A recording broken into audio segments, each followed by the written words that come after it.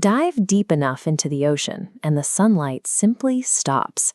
In this pitch-black environment, the largest habitat on our planet, entire lineages of apex predators hunt in absolute silence, and we almost never see them alive.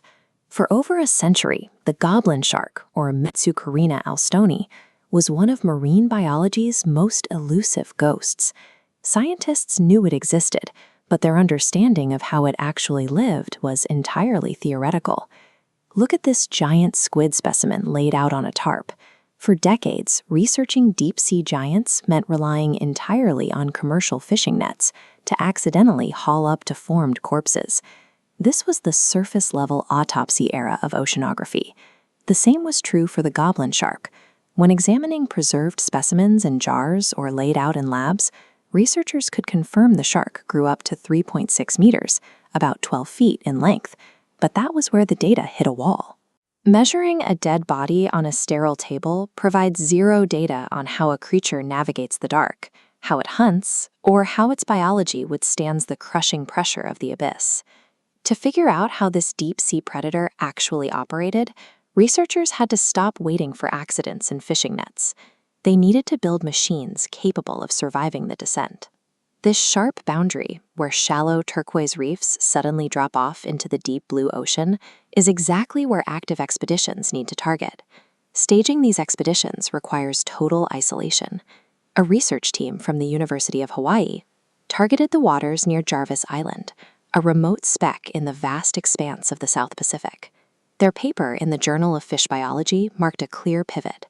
Oceanography was moving away from passive surface recovery and toward active deep water tracking. The team achieved this using an underwater drone named Hercules. Lowering this heavily armored eye into the deep allowed researchers to monitor the depths in real time, undisturbed. And in the darkness, Hercules finally captured it, a living, breathing goblin shark, calmly navigating its natural environment. Seeing the shark in motion meant researchers no longer had to guess based on anatomy alone. They now had empirical, behavioral proof of how the animal operated in the wild. This diagram illustrates its most distinct feature. The shark's flattened snout accounts for 1/10 of its 3.6-meter body length. Zooming in on the skull reveals its primary weapon. Sitting just beneath that snout is a specialized jaw mechanism, tightly folded inward and waiting to strike. This photograph shows the result. When the shark strikes, the jaw actually detaches from the skull and shoots forward at 3.1 meters per second to trap its prey. In a freezing environment where complete darkness reigns and meals are rare, a predator has little room for error. That lightning-fast jaw protrusion is a strict evolutionary necessity. The limp, misshapen bodies found in surface nets failed to show how these specialized tools, the elongated snout and the projectile jaw, function together as an integrated system for hunting at these specific depths. The data gathered by the University of Hawaii was a breakthrough, but the geographical boundaries of the species were about to be pushed even further away, deep into the Tonga Trench. An Australian research team from Minderoo, UWA, took a different approach here. Instead of actively piloting a drone, they dropped passive, baited camera networks down into the abyss, waiting for the deep-sea life to come to them. The bait worked. Out of the darkness, a second living goblin shark emerged and triggered the camera sensors.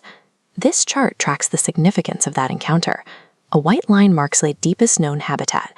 Then a red line plummets 700 meters deeper for the Tonga Trench discovery. At that depth, temperatures sit near freezing, and crushing pressure spikes exponentially. Finding a complex predator at this depth indicates the species possesses a far wider range of biological tolerance for pressure and cold than previously recorded. These specialized drones are providing the first clear data on a vast, dynamic ecosystem, revealing that our knowledge of the abyss is still in its earliest stages.